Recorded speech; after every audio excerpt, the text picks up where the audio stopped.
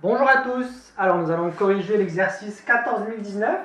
Alors, première question, on veut déterminer graphiquement l'équation réduite de chacune de ces droites. Alors, la droite D1, alors on voit que cette droite, elle est parallèle à l'axe des abscisses, et pour tout x, y est égal à 4.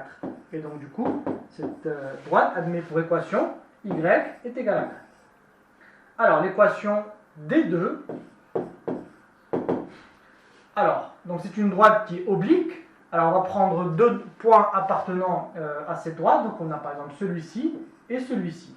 Donc, déterminons déjà le coefficient directeur petit a. Donc, en partant de ce point-là, on avance de 2 unités sur les x, donc sur 2. Et après, on descend de 1, de 2 unités sur l'axe des ordonnées, donc vers le côté négatif, donc moins 2. Donc, moins 2 sur 2 est égal à moins 1.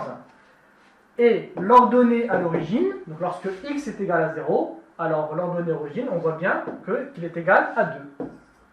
Par conséquent, donc la droite D2 admet pour équation y est égal à moins x plus 2. Alors, la droite D3. Donc, la droite D3, c'est celle-ci. Alors, on va prendre deux points, donc celui-ci et celui-ci, qui sont remarquables. Alors, déterminons le coefficient directeur, donc petit a est égal à... Donc, en partant de ce point-là, on avance d'une unité sur l'axe des abscisses, donc on va diviser par 1, et puis on va monter de 1, 2, 3. De 3 unités sur l'axe des ordonnées, donc 3 sur 1 est égal à 3. Donc ça, c'est le coefficient directeur. Et l'ordonnée à l'origine, petit v, donc lorsque x est égal à 0, on voit bien que l'ordonnée à l'origine, il est ici, donc y est égal à moins 3.